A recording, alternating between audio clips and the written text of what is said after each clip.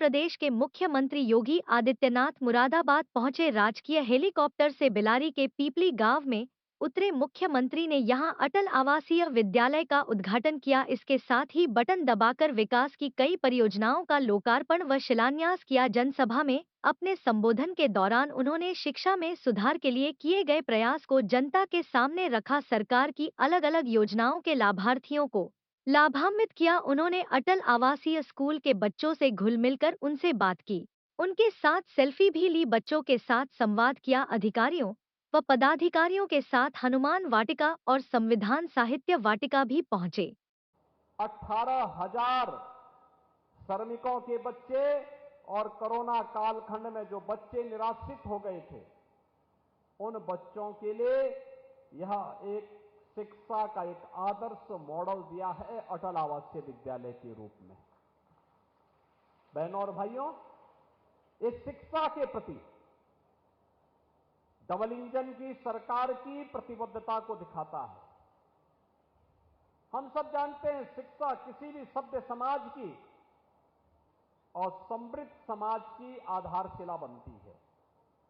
कोई सभ्य समाज हो या समृद्ध समाज, अगर शिक्षा उत्तम नहीं है, संस्कार युक्त नहीं है, राष्ट्रीय मूल्यों से ओतप्रोत नहीं है, तो फिर उससे उम्मीद करना कि वहां पे किसी समस्या का समाधान हो सके, वह देश के लिए कुछ उत्कृष्ट कार्य कर सके, यह कल्पना भी नहीं हो सकती। प्रधानमंत्री मोदी जी ने विजन दिया,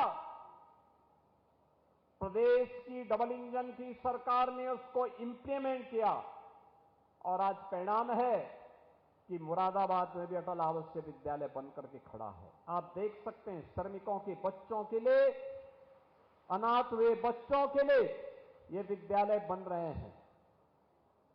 अब मैं पूछना चाहता हूं, एक मॉडल यह है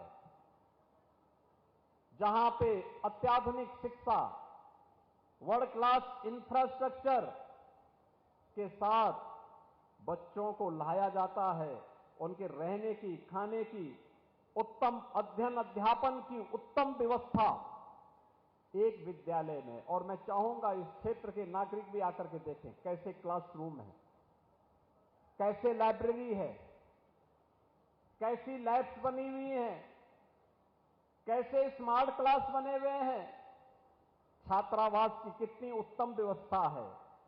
मेस में देखिए, खान पान की व्यवस्था को देखिए और तब तुलना करिए समाजवादी पार्टी की सरकार के समय की उस अराजक व्यवस्था को, जहां विद्यालय थे लेकिन शिक्षक नहीं थे, जहां पे शिक्षक थे लेकिन छात्र नहीं थे, क्योंकि किसी को विश्वास ही नहीं था कि यहां पढ़ाई भी होगी। क्योंकि समाजवादी पार्टी का तो विश्वास ही इस बात को लेकर के था कि नकल हमारा जन्मसिद्ध अधिकार है। नकल को उन्होंने अपने जीवन का हिस्सा बनाया था और नकल करवा करवा करके उन्होंने यहां की युवा पीढ़ी के भविष्य के साथ खिलवाड़ किया था। परिणाम था, हमारे युवाओं के सामने पहचान का संकट आ खड़ा हुआ था, पहचान के संकट के दौर से गुजर रहे थे। बहनों और भाइयों, आज समाजवादी पार्टी को शिक्षा का मॉडल देखना है तो अटल आवासीय विद्यालय देखें। ऑपरेशन कायाकल्प में समाजवादी पार्टी की विरासत से 1,54,000 विद्यालय जर्जर हालत में हमें प्रदेश के अंदर प्राप्त हुए थे। जर्जर हालत में विद्यालय नाम का है, खड़ा है, विद्यालय है तो भवन नहीं, भवन है तो शिक्षक नहीं, शिक्षक है तो छात्र नहीं, और अगर शिक्षक और छात्र है तो भवन की स्थिति ऐसी हुआ करती थी कि कब गिर जाए।